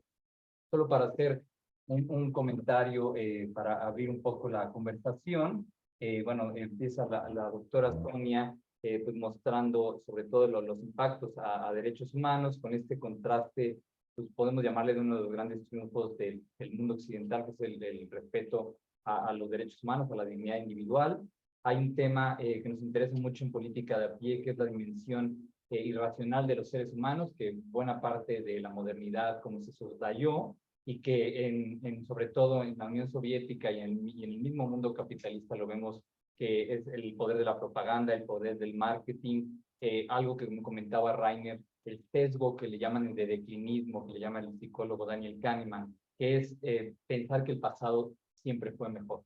Y si a eso le sumas la falta de memoria histórica importante, si a eso le sumas la seducción de las utopías, si a eso le sumas los fracasos del capitalismo que nos platicaba el doctor Galindo, pues muchas veces vemos con una nostalgia ese pasado, sea el cual fue. Entonces, con esa reflexión, si tienen duda aquí, pueden levantar la mano y quieren comenzar con algún comentario o réplica o damos paso a preguntas. Creo que no sé, bueno, yo daría paso a preguntas porque yo no sabría de más, y incorporo la réplica. Perfecto, ¿algún comentario? No, yo no quiero convertir esto en un debate historiográfico y no es un tema, solo quedó la doctora de decirnos las fuentes. Es más cosa personal, porque yo, sobre todo los números de muertos, de las cifras, etcétera, yo tenía algunas un poco más bajas, pero nada más eran las cifras sobre todo los reprimidos políticos, que eran 7 millones.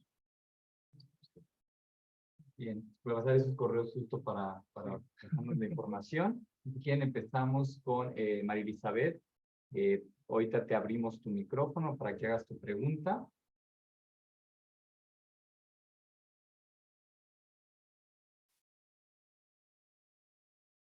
La voy a abrir yo. Me van a poner. Perdón, de hecho ya lo estábamos dando. Más fuerte, por favor. No, casi no te escuchamos. Un segundo, por favor.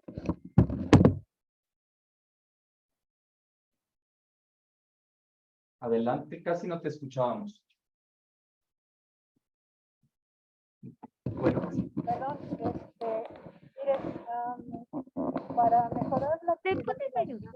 no tengo otra tecnología. Espero que pueda ser un poco más breve para que así puedan pasar las inquietudes que tengo a nuestros doctores invitados. Ok, si nos ayudas, María Elizabeth, a poner tu pregunta en el chat para poderla leer, porque no te escuchamos bien. Sí, le agradezco mucho. Esa es una de las dificultades que lamentablemente parece que persisten en los cursos cuando se hace la modalidad híbrida, ¿no? Entre los que están presenciales y los que estamos a distancia. Pero sí, o sea, la idea del chat me parece excelente. Entonces, pues si algún otro persona que siga la transmisión puede participar, perfecto. Gracias. Claro, yo te leo aquí, Elizabeth. Silvia Godínez, por favor.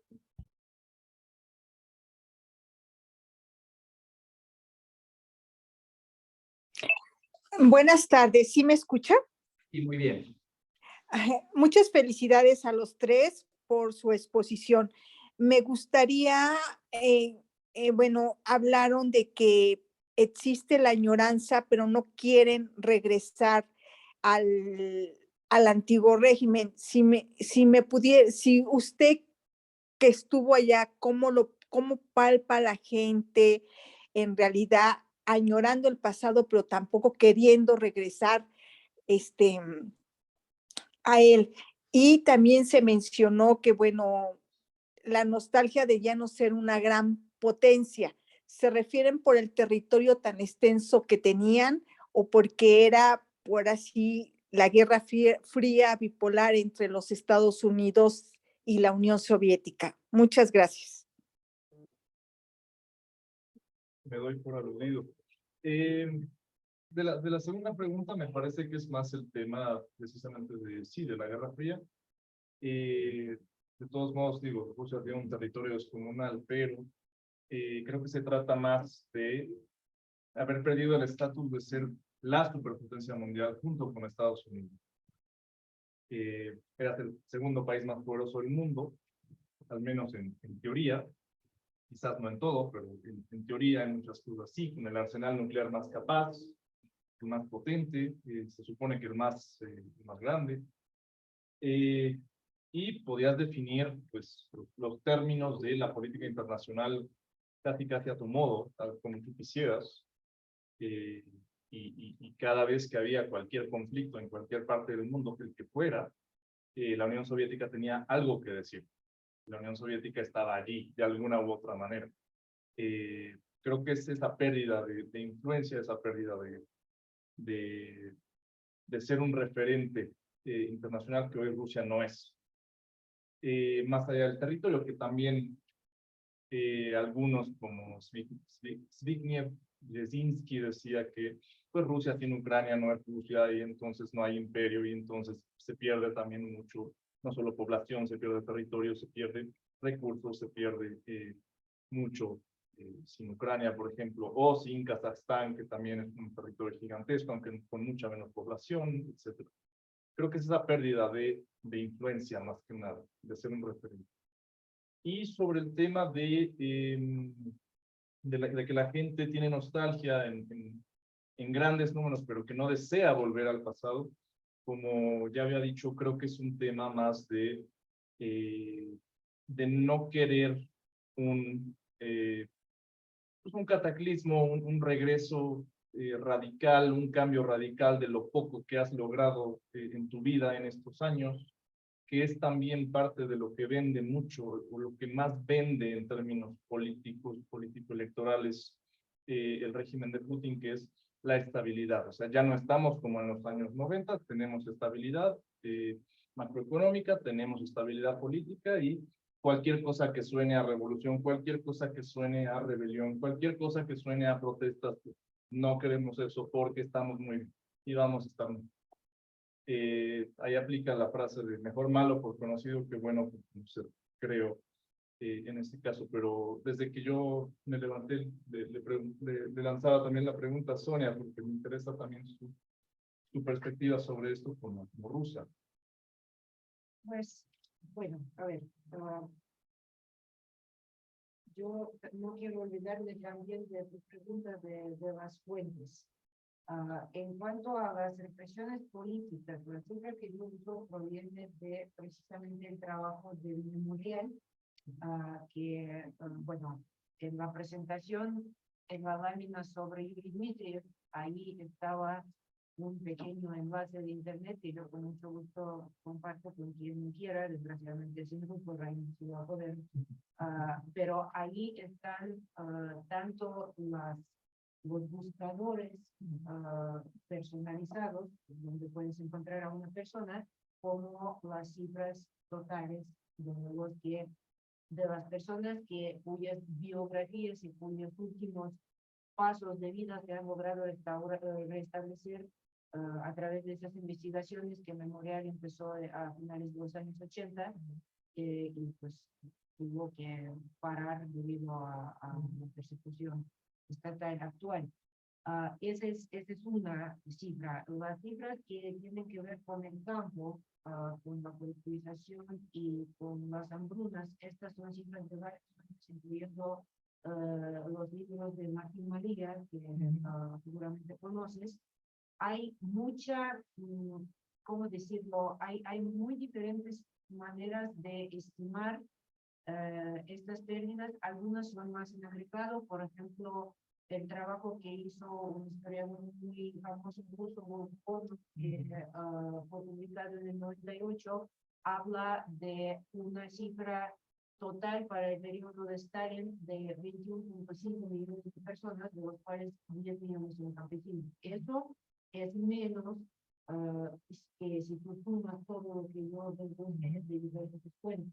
Ahora, claro, ahí nos metemos ya en los detalles que son problemáticos en el sentido de que los métodos de cada una de estimaciones, y cada estimación tiene su fuente, los métodos no siempre son comparables. Entonces, en un poquito estamos quizá sumando manzanas y peras, pero digamos, bueno, yo procuré seleccionar las fuentes que me parecen más confiables en cuanto a la metodología y también cifras que cuadran entre varios diferentes fuentes. Entonces, estas son las, digamos, el razonamiento. Repito, eres más que bienvenido y también cualquier otra persona que quiera, yo te puedo mandar, no tengo la lista de fuentes bien hecha detrás de esa lámina. La otra pregunta sobre la nostalgia, de hecho, yo creo que debería de decir, ahorita que estaba escuchando a ustedes dos, yo he pasado mucho tiempo aquí en México en seminarios. En realidad, no he estado tanto en seminarios sobre Rusia ni sobre la historia de la Unión Soviética antes de que empezara la guerra en Ucrania. Cuando empezó la guerra de Ucrania, yo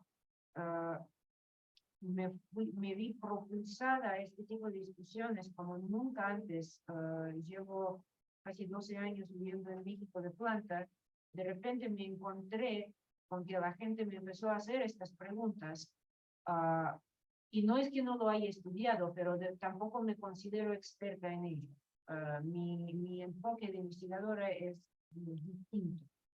Y entonces empecé yo a ser invitada a muchos seminarios. Ya ven que casi todas las universidades consideraron necesario hacer debates y hacer seminarios de pues, qué está pasando entre Rusia y Ucrania, por qué está sucediendo lo que está sucediendo. Y allá me encontré con las gentes que yo ya conocía por varios caminos de la vida, que es, digamos, la izquierda política mexicana de diferentes estirpes y de diferentes generaciones también. Y ahí, para estas personas, yo sé cuánto les ha dolido la caída de la Unión Soviética. Es lo que estaba diciendo Fernando. Es muy interesante esas esperanzas mutuas que en otra región del globo se va a lograr lo que no estás logrando tú. Esto era mutuo entre América Latina y la Unión Soviética. Mis papás, que eran estudiantes en los años 70, se inspiraban en los movimientos de la izquierda latinoamericana, de la izquierda radical. Se conocieron en una jornada para apoyar al régimen recién nacido de Salvador Allende, luego protestaron contra el golpe militar de Pinochet. Entonces, y al mismo tiempo, mi mamá es especialista en América Latina. Yo desde niña en la casa oía a muchas personas de la izquierda latinoamericana. Entonces, ellos esperaban de nosotros, los soviéticos, y nosotros, los soviéticos tardíos, que ya sabíamos que mucho de lo que ellos veían desde lejos, lo que les atraía no era tan cierto o no era tan blanco y negro como ellos pensaban, nosotros nos inspirábamos en los movimientos que había acá, en los movimientos de base, en los movimientos campesinos, en los esfuerzos de las personas de trazar una tercera vía, que no fuera ni el socialismo ni el capitalismo, sino algo más apegado a lo que son los países de América Latina, cada uno con sus propios problemas. Entonces, pero yo sé, he visto ese dolor con mis propios ojos. Una vez en uno de esos seminarios he hecho llorar a una señora que, sin querer, que había pasado 4 años estudiando en la Universidad de la Amistad de los Pueblos, era una de las universidades en la Unión Soviética donde venían muchos los estudiantes extranjeros, incluyendo de México. Y ella me empezó a decir, pero es que nosotros ahí estudiábamos y nunca jamás nadie trató de limitar nuestra libertad de expresión y nadie nos reprimía. Y yo sé todo lo que la Unión Soviética ha hecho para los pueblos originarios que estaban en un estado de desarrollo muy bajo y les dio la educación y les dio los servicios básicos urbanos y les dio un estatus de vida, una calidad de vida mucho mejor. Y yo le decía, señora, mire, me da mucho gusto que usted tuvo esa experiencia tan positiva, pero por favor, lea también los libros, lea algo de lo que se ha escrito sobre el costo de esos logros, porque los hay, no podemos negarnos, pero es muy duro estar rompiendo a la gente sus ilusiones. Y eso sucede, a mí me ha sucedido tanto aquí como en la misma Rusia. Yo ahorita no estoy allá, pero sigue siendo mi país, mis papás están allá, hay mucha gente con quien yo comunico, amigos, y entonces esta idea de cómo le sacamos cuentas al pasado sin caernos en cosas demasiado simplistas, para mí sigue siendo muy, muy presente. Es una pregunta muy difícil para cada sociedad la tiene que afrontar. Ahorita en Rusia está este trabajo, lo que en Alemania llamaron trabajo de duelo, de tratar de sacarle cuentas a lo que pasó durante la época nazista. Nosotros todavía no hemos hecho este trabajo de duelo. Igual como aquí en México, como a los mexicanos también todavía nos falta hacerlo sobre lo que pasó en el siglo XX. Gracias. Llegamos a tiempo, entonces, bueno, primero agradecerle a los ponentes con un aplauso por compartir con nosotros lo que saben. Agradecer, disculparme con las manos que se quedaron levantadas, que vi a Giuseppe, que a María Elizabeth, que no pudimos. Agradecer mucho al Museo Memoria y Tolerancia pues, por esos espacios, a la Organización Política de a Pie, a ustedes que se tomaron un rato para venir y platicar y escuchar y conversar. Nada más un comercial, va a tener en enero el profesor Rainer justamente un curso sobre Rusia. Aquí les dejo su Twitter. Twitter es un poco impresentable, pero es un buen tipo. Por si quieren entrar al curso, no sé, algún otro comentario, doctor. Bueno, les agradecemos mucho y gracias a ustedes, que tengan muy buena tarde. Gracias a los que están en casa.